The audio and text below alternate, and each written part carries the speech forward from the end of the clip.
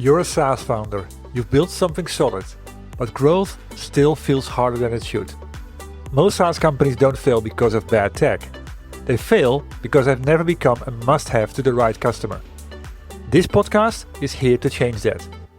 I'm Ton Dobbe, and this is the Remarkable SaaS Podcast.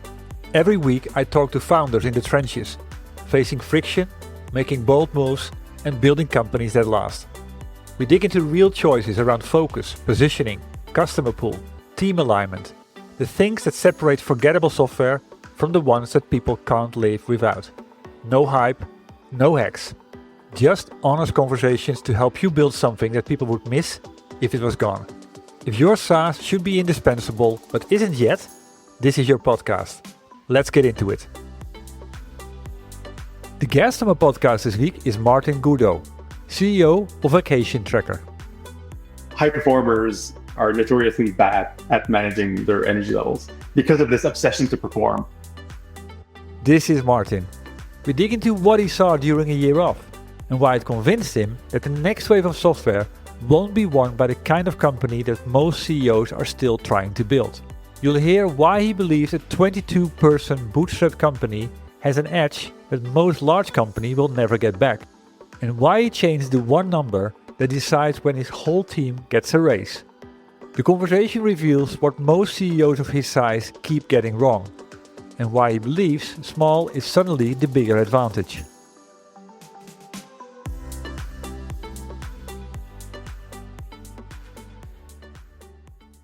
Well, hi Martin. Thank you for making time available today and being the guest on the podcast. My pleasure. Looking forward to it.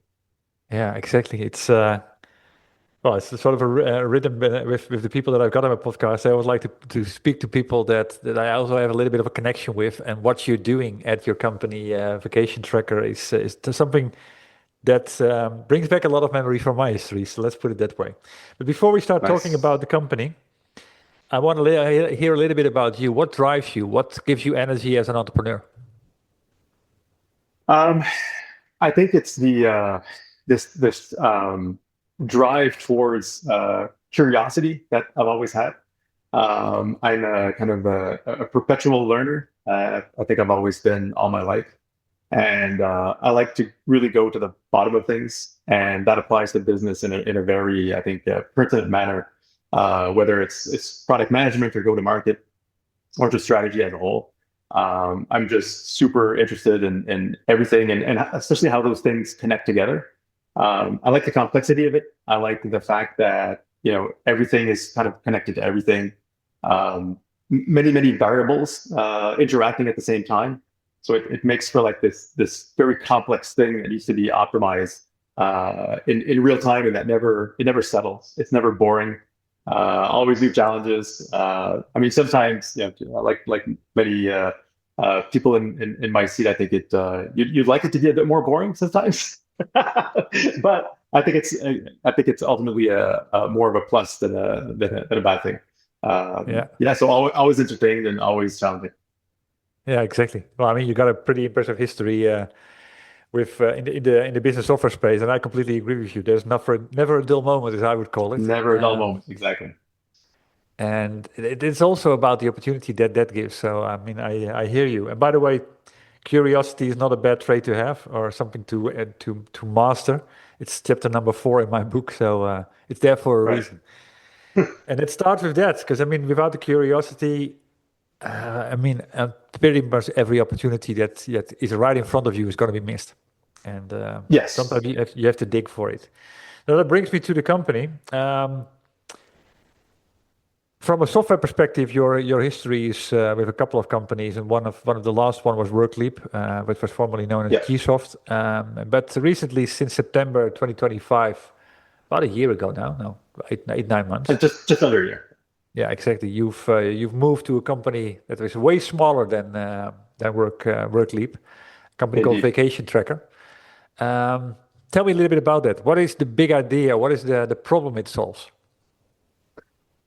So, Vacation Tracker, on the surface, it's presented as a lead tracking software. So it can seem a little bit simple.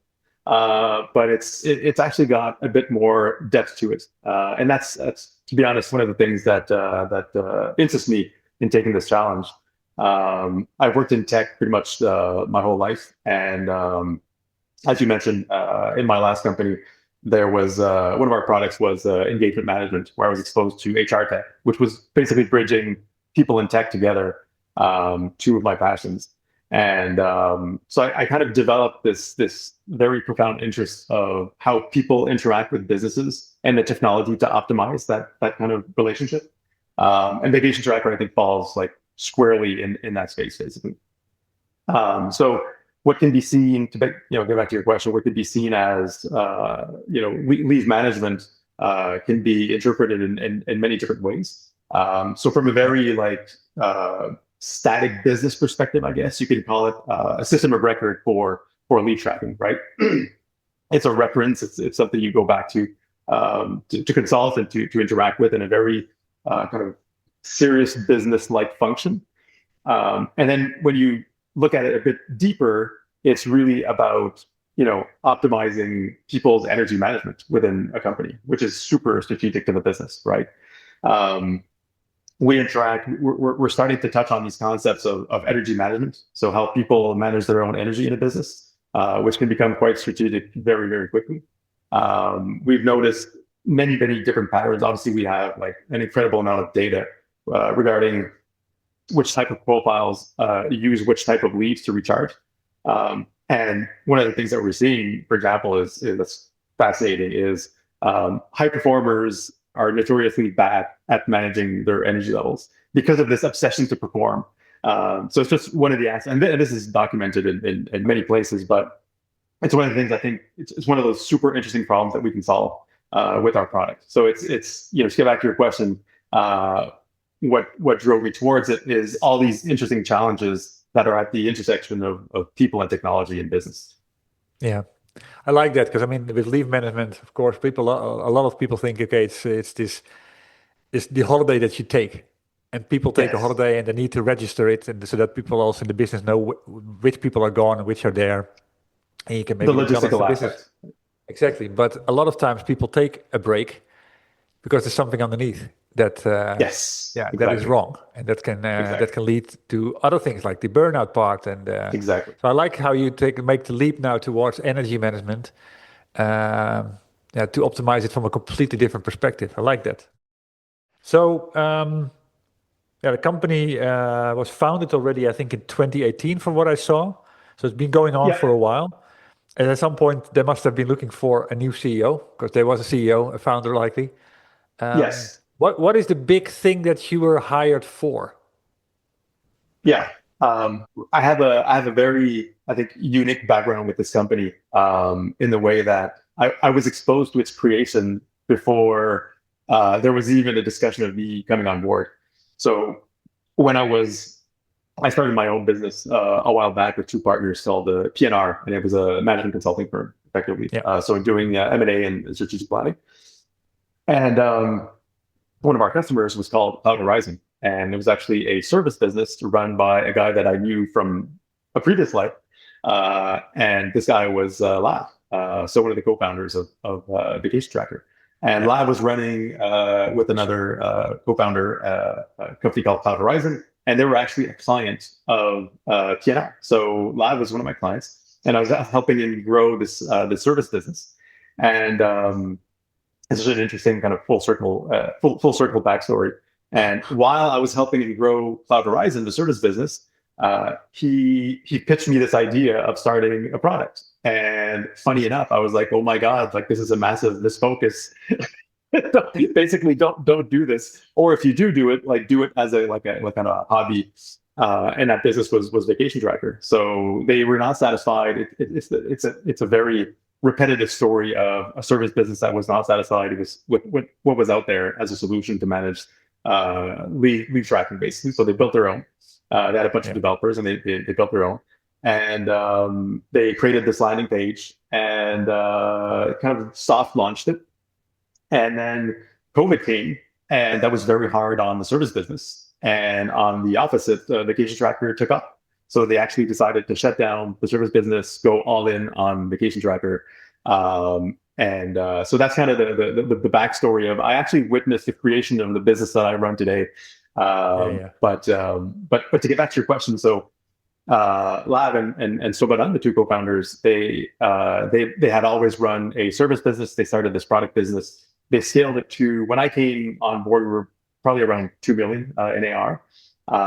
So I think the guys did a really great job bringing it there, but they kind of reached the point where it was kind of uncharted territory, and it got maybe excessively uncomfortable, and they wanted to bring someone on that's scaled bigger businesses in the past. And there's already like this trust relationship because we had worked together in the past. So I think that's kind of in a nutshell the genesis of me coming on board. Excellent. Yeah, it's sometimes the world is small, right? It's all built on trust and people that you know and that impressed you. So now I understand that. So you're coming in at 2 million, and then the goal is at the end to scale it to where I think where you left Workleap around 100 million. So there's some work to do there. Now, of course, then you come in last year, and you got your first ideas about something needs to change at the end, because I don't think that you didn't change anything. What was an early decision that you believed was the one to do immediately in order to get the company on a track for the success that they are aspired for? We did a few things pretty early on. They had not touched pricing and packaging in a while, for example, of how we present the product to our clients. So we did a few tweaks there. I think there was a certain thirst for innovation from the product team and even the marketing team. There was this, I think, just thinking bigger in general, referring to what I was saying previously about leaf tracking can be so much more than just leaf tracking at the first level. So bringing an aspect of innovation, right? So I was kind of, I guess, tainted or biased from my, engagement days, managing that at Workleap. But I had this feeling that the market was ready for something different than engagement, meaning that I think, the buyer personas, whether it's like small business operators or HR, there was like this kind of thirst for what comes after engagement. And I think engagement became a little bit kind of table stakes with everything going on in tech and business. If you're working in a business and you're not engaged, what are you even doing there, right? So it kind of became table stakes. I think now it became a matter of, for our ICP anyways, which is SMBs, how do you get the most out of your people, right? So that's kind of one of the first things I changed, is like allowing us to think beyond just the logistics of lead management. So how can we be more strategic as a product? And then we started looking into and reading and prototyping various aspects of energy management, which we launched a few months after I came on board. And we're still iterating on that. We've got some pretty interesting customer feedback. And I think there's something there, right? So we keep on digging in those various aspects that are connected to leaf tracking, but that could be a bit more deep and more strategic to businesses. Let me make a small interruption here. Martin just made a remark that sets his approach apart from most niche SaaS CEOs. He described a pyramid. Most SaaS in his category sit at the bottom layer, doing the paperwork. Solid, but a commodity. Martin questions whether his job was to compete at that layer at all. He looked at 1 or 2 layers up, where the conversation isn't about features anymore. And this is what remarkable SaaS companies do. They aim to be different, not just better. They master the art of curiosity and then create new value possibilities. Want to master these traits as well? Simply read my book. I've made the electronic version available for free. Just visit theremarkableeffect.com to grab your copy, and inspiration will spark within 10 minutes. Back to the interview.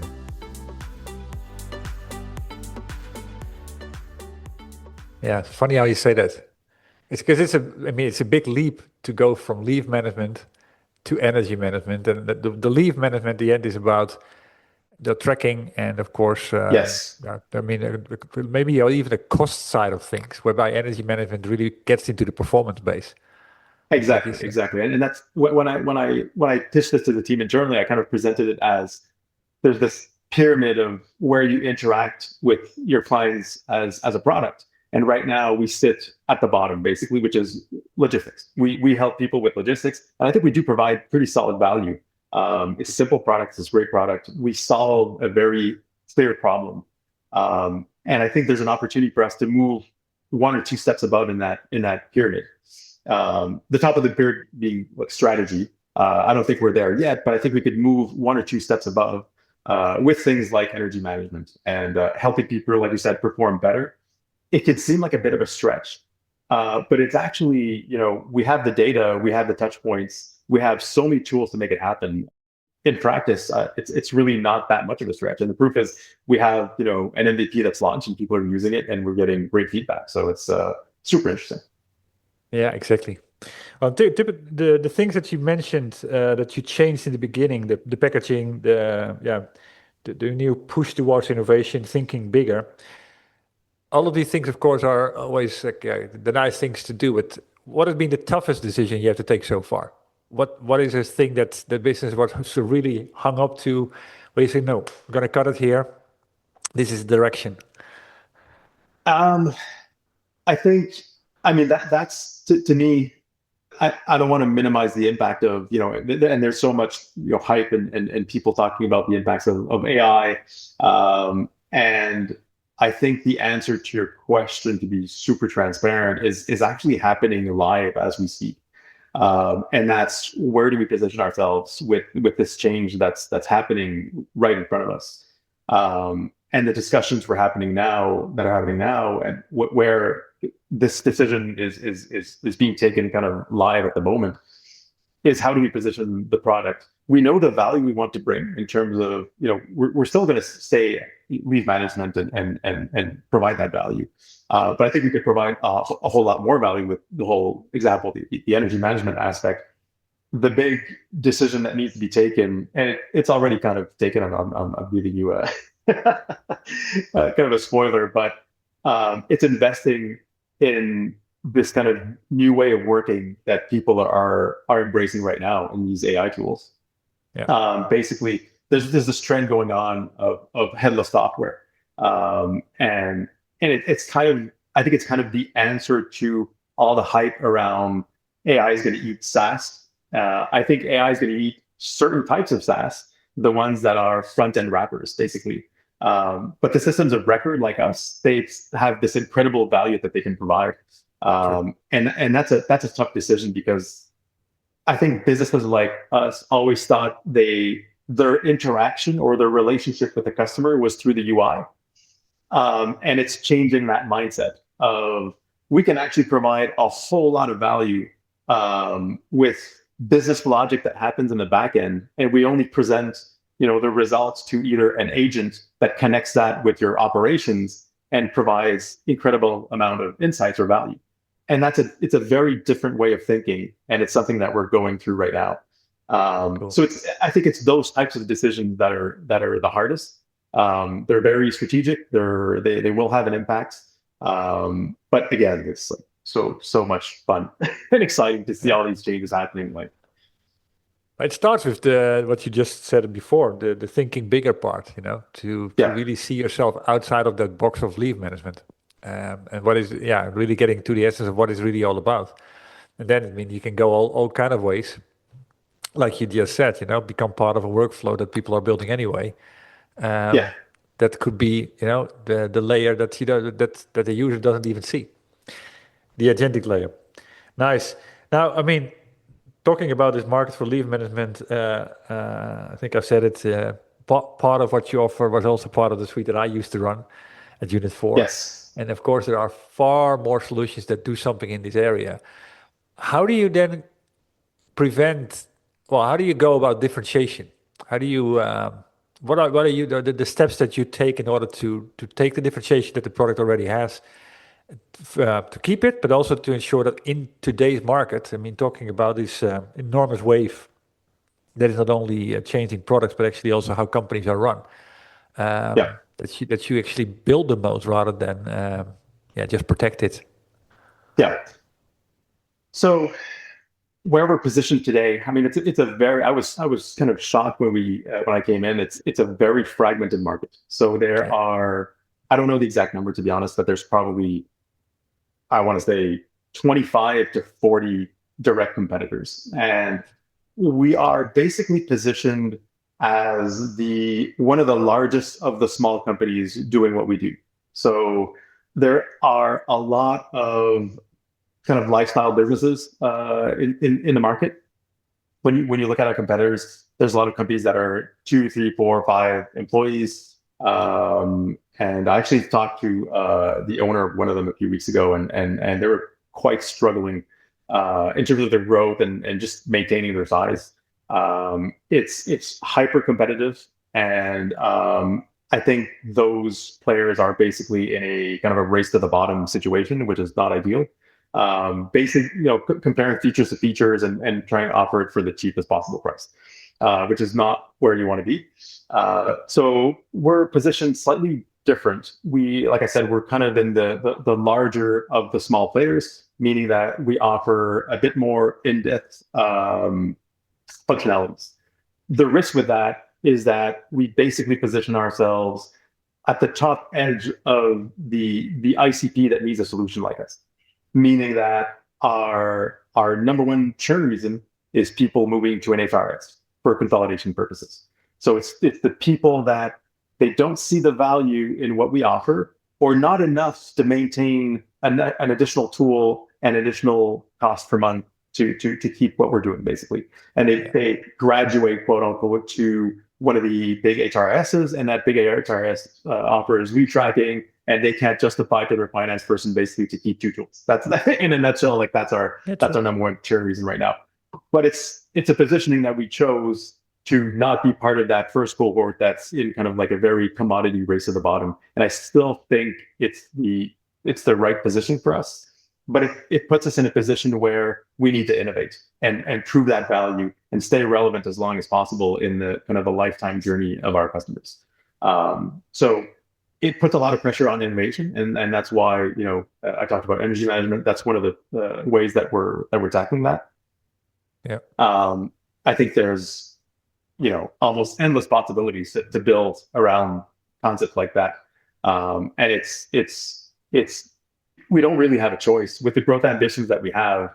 You can't be in that first category, so you have to fight for kind of the top range of that ICP and stay relevant for those larger companies. And the data suggests that it works. We have clients with multiple hundreds of even thousands of employees where we prove our value in an ecosystem for true mid-sized SMBs. So it's working, but we need to work harder on it. Yeah. Isn't it, I mean, you talk about companies between a couple of hundred to a couple of thousand employees, I mean, I would call it mid-market. That's mid-market, exactly. Yeah. I mean, at the end, I'm a big believer of the fact that your ICP doesn't hide in a particular size of organization, but it's more about psychographics, how people think. Yes. What they tolerate, what they don't tolerate, what they aspire, and these type of things, what they care about, I mean, all of those type of things. Then the unique dynamics of the business, possibly as well.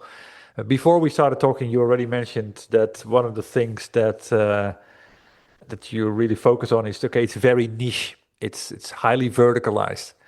Yes. What is a component there that is important here? So I mean, there's 2 ways, and you probably know this more than anyone. There's 2 ways of talking about a niche product, right? It's what the functionalities of the product or the market that it's in. When I say it's a niche product, obviously I'm talking about the functionalities of the product. In terms of like who our clients are, it's actually quite wide. We have a very, very wide range of customers, which is one of the product management and go-to-market challenges. But the niche aspect is in a way it makes it easier in the way that you could go very, very deep into one topic. But there's kind of this duality of you can go very, very deep But to your previous point, the people that buy our products work in such a wide variety of businesses that it makes for quite an interesting product strategy, product management challenge. So that's we're kind of very, very wide in terms of go-to-market and market segments, and we're very, very vertical in terms of like the solution that we offer. So is it vertical or is it niche? Because the vertical part is typically you're for government or you're for professional services. That's what I say, and I mix up both terms. It's my mistake.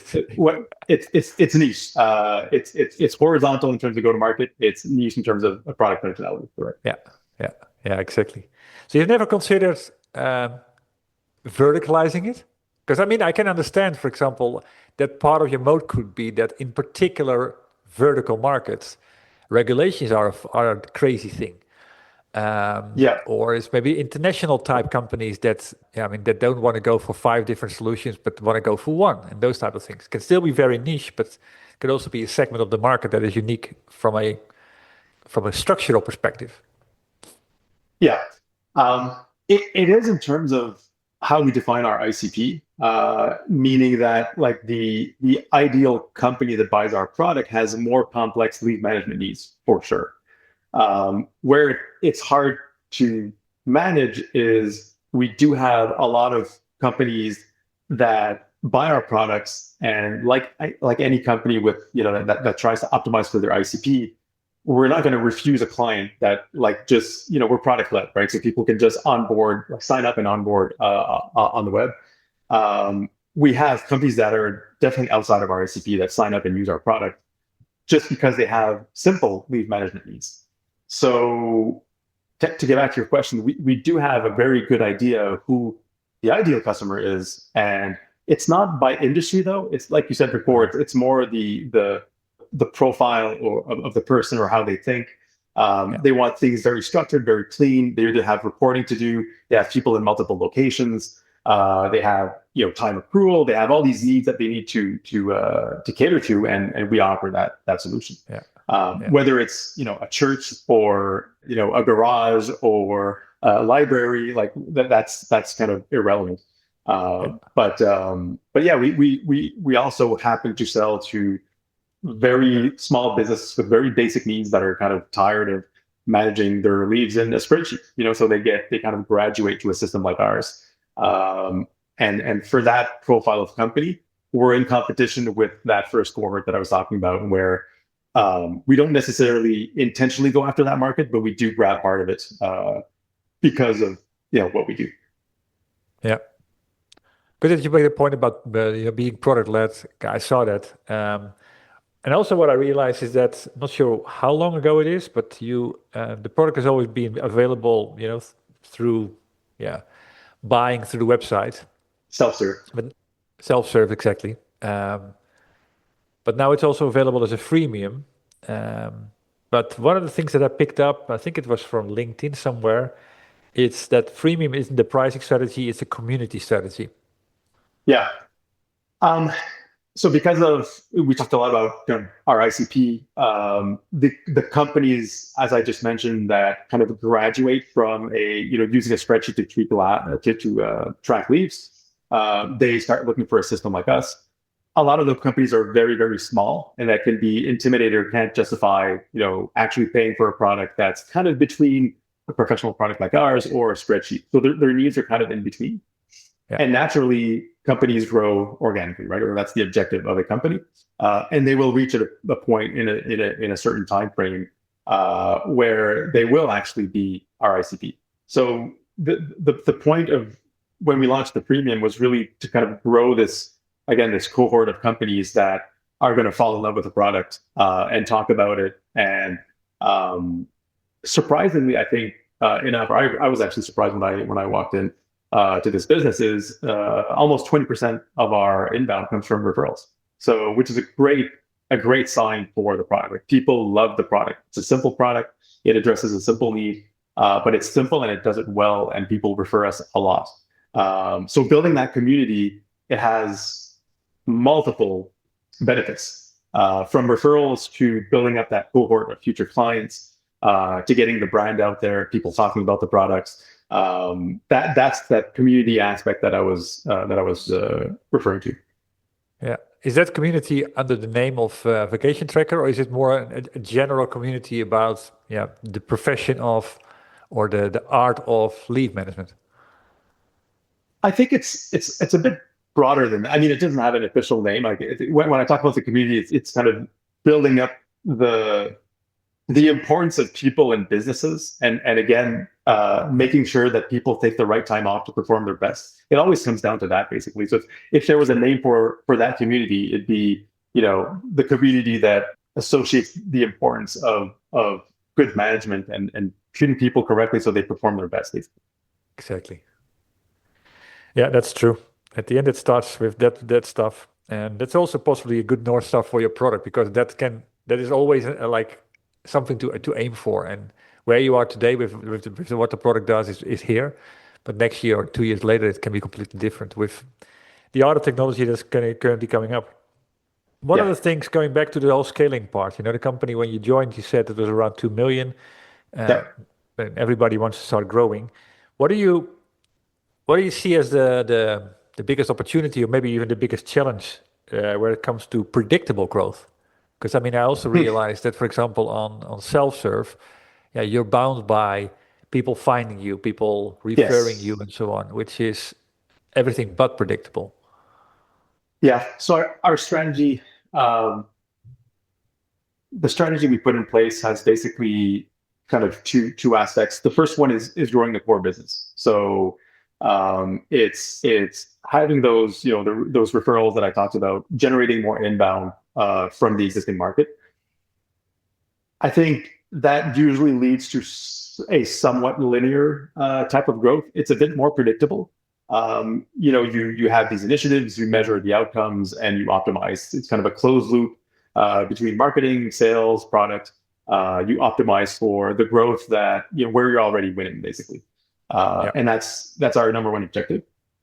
And doing that, we in about 9 months we've added about $1 million in ARR. So it's pretty decent growth for a bootstrap company. And then the second objective is really the innovation, kind of exploratory innovation. So trying to find almost like a new product market fit through innovation. And that's how I like to think about the whole energy thing. Is for an example of the vision where this could materialize is if we become the source of reference via technology like MCP for agents to start planning work in companies around optimal energy levels and who's in, who's out. And then it goes to fetch through other MCP connections who has the expertise and comes up with a project plan. Being part of that dynamic can catapult the business to a whole new level, right? And that's the super exciting part, but it's also the very, very hard part. Exactly. Creating a new category. Exactly. So it's kind of this two-tier strategy of the more linear growth and the more predictable growth, and keep on winning where we're winning. And it doesn't mean that there's no innovation there. There definitely is, but it's building on what's already been built. And then the exploratory innovation, where you basically it's the moonshot. It's things that if you do correctly, it could transform the entire business. Very unpredictable, very high risk reward kind of thing. Exactly. How do you balance how you invest the resources of the company? Because the company is not a huge one. I think it's about 20 people or something small. Like that. So exactly. Talking about short term is of course always like the thing that is on your desk right now, the call that you have to answer today. But of course, there's also long term. How do you balance that? Yeah, in a sustainable way. Yeah, it's a great question. I think when we talked about this kind of 2-level strategy between kind of exploratory innovation and growing the business, it was one of the first questions that the team asked, and my answer was we're going to start with something around 70-30, but it's a fluid thing. So we do monthly touch points, quarterly touch points, and we adjust the weight depending on how we're performing on our core business. We adjust the weight of how much we allow ourselves to invest in this exploratory innovation. Like you said, it's not a big business. We're 22 employees. We're fully distributed, so in 7 countries. So the only time that everyone's online at the same time is my morning, basically. So the synchronous communication is quite important and cherished. But we do have, for a bootstrap business, we have the luxury of not being cash bound in our growth. Since we're profitable, we can invest. We look for kind of these growth levers to invest in. Um, but yeah, to get back to your question, the percentage of resources and energy between building the core business and exploratory innovation really depends on if we're on track on our growth plan for the core business, which we do checkpoints quite often. So if we're on track or above track, we allow ourselves to invest a bit more. Also, what kind of traction we get with this exploratory innovation stuff, right? If we hit some kind of product bullseye and things take off, yes, we will allow ourselves to go maybe 50-50 or even 60-50 on the innovation side. I think you have to stay very flexible with those things and kind of read the signals kind of in real time and adjust in real time. Exactly. Yeah. Now, the challenge at the end is always that my boss used to say it in the past, Ton, the long term is about a lot of short terms, and we have to kind of survive the short term in the first place. And you're right on that. So it's good that you keep it flexible, but it's also that you protect it in one way. Exactly. And that's why we hold ourselves accountable with these kind of objectives, right? We have growth objectives, and that's kind of if you don't have that, it's too easy to have these what I call like a sequence, an eternal sequence of knee-jerk reactions, which can be very, very bad for a business. Like the shiny object syndrome, which is, I think, now more than ever hard to not do with all these fancy new toys that the technology is bringing our way. So yeah, it keeps us honest to have these like very specific and precise objectives. Yeah. Well, one question that comes to mind also because of your background in M&A. What is your perspective on build, buy, partner for this company? Yeah, for this company, I think where we are at and with the people we have and with our culture, we're definitely more in a build, and I think that's been pretty clear since the beginning of our discussion. I think we're very much in a build mindset and an innovation mindset. I do think the broader market, all the small players that I was referring to before that are, I think, struggling a bit more, there's definitely a consolidation opportunity there. I think one of the bigger players could probably do some kind of PE-backed consolidation play. To be honest, we talked about it internally. But it's a different ballgame. As you know, it's a different business. It's a post M&A integration business at that point, and it becomes very financial driven, and it's just not what the business is right now. So we're focusing. We think we can build something that creates tremendous value, and that the ROI of doing that is going to be higher than raising money or borrowing capital and doing some kind of like consolidation play. So, but I do think it will happen in the industry, and it's something we're keeping an eye on. Yeah, exactly. Yeah, I mean, and also with the pace of the technology that's changing. All these decisions that like where you allocate the resources in the company in terms of expanding the moat and working on the future. That's an ongoing thing. Are you changing the way the company is operating with the arrival the last 6-7 months of the potential of the agent? Yes, definitely. I think it was actually one of the large reasons that I wanted to after Workleap, I wanted to go for a smaller company. I took almost a year off after Workleap to see what was going on. Things were changing so fast. I took a really hard look at the industry and what was going on. And I remember I was approached, for opportunities that are similar size as Workleap.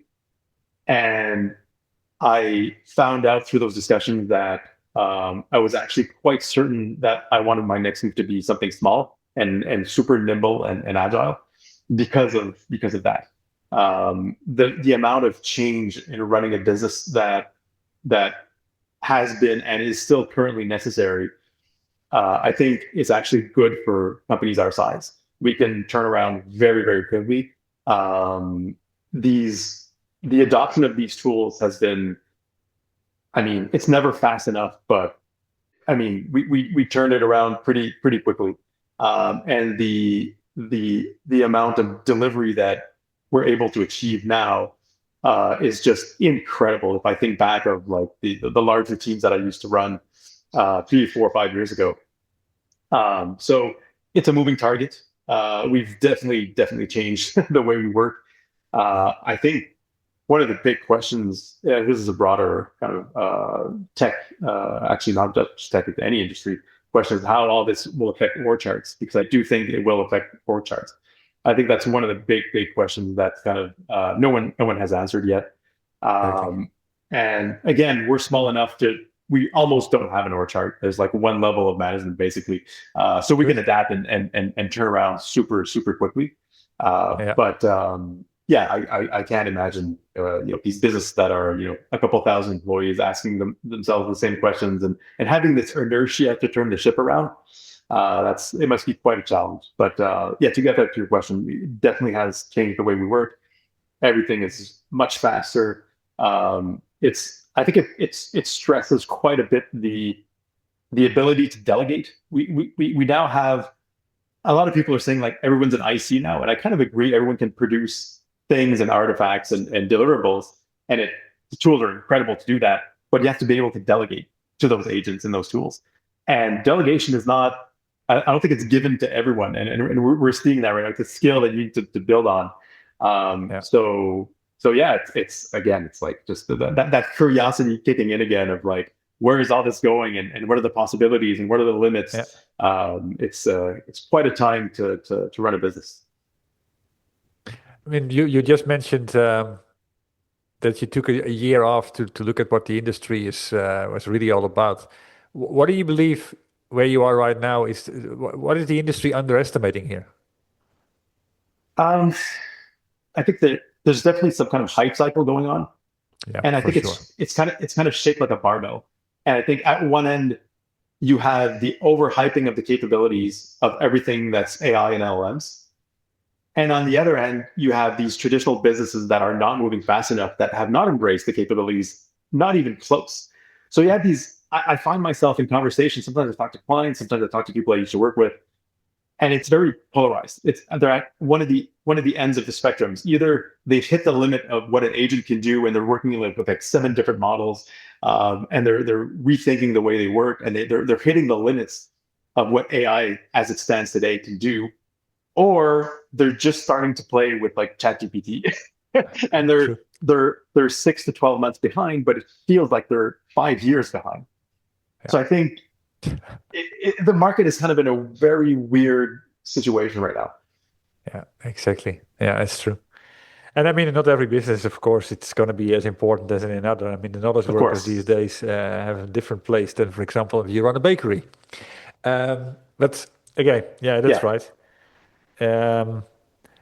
From the metrics, I mean, you're a metric man, you're an operator, scaling the business. How has your perspective over the last year changed in terms of what's possible with a smaller team? I mean, for example, 20 people, you said 22 people. How would that be in comparison to where you were with a company that was much larger in size? And I mean, do you put bars on that, or do you raise the bar for that? For example, ARR per employee. Yes, it's funny that you mentioned that. So historically, the business, it's something I found quite odd when I walked in. So instead of doing regular, like let's say yearly performance reviews attached to salary increases, and this is something that the 2 founders put in place before I was here, what they did was they set revenue, like it was basically an ARR objective, and at a certain ARR objective, everyone would get a raise, which I found quite interesting. You're basically aligning interests of like the number one objective was growth. So let's go after growth. And that was the metric. And it's a small business. So performance management was done like on a very organic on a day-to-day basis. I'm not talking about performance management. I'm just talking about like actual raises. So incentivizing everyone to grow the business, and everyone whether it's like CS to minimize churn, or even developers building great product to get more people. Everyone's found kind of a way to contribute to that metric. And it's funny that you just mentioned ARR per head, because of all these new tools, we just changed that metric to ARR per head. So the next raises are on a ARR per head metric. We incentivize everyone to find new ways to do more, and it aligns ourselves around a common goal. And it's still growth. We still want to grow the business and grab more market and please more customers. But we want to do it efficiently. We're bootstrapped. It's part of our values. We have strong fundamentals. And we want to stay that way. And you need to incentivize that behavior. So that's what we found with ARR per head. It is now our kind of financial North Star metric to give raises to the whole team. Yeah, exactly. And the word efficient here, or effective, is the word to use. Yes. Because a lot of companies have been growing crazy when it comes to ARR numbers. Yes. But also in the number of people that they use for that, and there's a consequence that we're not profitable at all. Exactly. And they were growing churn every month because of that behavior. And I think ARR per employee I've always liked it as a metric, because it tells a lot about how efficient the business really is. Yeah. And of course, now it has really exploded in terms of what's possible with it. Because I mean, if I look back 2-3 years and I look at my LinkedIn posts and my daily reflection emails, I was talking about 200, 350K. That was really good. That was best in class. Yeah, exactly. That was best in class. And now I've had people last week on my podcast that said the bar is 10 million, which is, but even if it's a million, it's a lot. I don't think it's landed yet, because again, I don't think people have mastered everything possible yet, and it's a moving target. But yes, you're like, I was 100% aligned 3-4 years ago. Like, the gold standard was basically 300K US AR per head. That was like kind of best in class, and it's definitely not that anymore. If it's 10 million or 1 million, who knows? But it's definitely higher than that. Yeah, exactly. But it's raised incredibly, by a large measure. I have to look at the time here. One more question to go. From your experience being an entrepreneur and having worked in the software industry for quite a while here, what would be a do and what would be a don't that you'd like to share with other entrepreneurs? The don't, if we're talking specifically about entrepreneurs, I think the don't would be what I mentioned previously, which is, especially today, it's don't fall into the shiny object syndrome. The amount of hype and I almost want to say grift that's going on right now, it's not honest, and it's people acting towards their own interests, and you have to filter out the noise, and there's so much noise, and it's easy to fall into these. Like you just mentioned, right? We're balancing these metrics out of like 10 million ARR per head. I mean, it's easy to get caught up in those things and say, okay, then this is the thing now, and we're bad because we're not there. Or how you use agents or automation, or all these metrics are kind of up in the air. So the don't would be definitely don't fall for the shiny object syndrome. The do, I'm hesitating between the flip side of the don't I just mentioned, which is, try to keep a level head and eye on your strategy and the market and where it's going. I'm kind of torn between, I don't know if I can answer with two, but that and focus on also your people, and helping them grow in this kind of chaos, because it is chaos right now. We have to acknowledge it. And what I mentioned before about people being, not everyone is a great delegator. These new technologies are really testing how you can structure your thoughts and communicate and delegate and ask for very specific things with very clear deliverables, which is all part of delegation, but not everyone has been exposed to it. Now they are. So help people grow through that. And it's something that I've been trying internally. And I think it's been having an impact. But hearing myself talk, I think I'd actually go with that. I think that's the biggest, the one with the biggest impact. Exactly. Yeah, it's funny that you that you bring that topic, because it's indeed as simple as that. It's Last week I had someone on the podcast who actually said everybody's been talking about co-pilots, but we become the co-pilots of the agents because we give them Yeah. feedback and we ask them, we have to give them the guardrails and we have to be super clear about these things. And you gave it the name, which is about delegation. So it's You have to keep the ownership in the agency.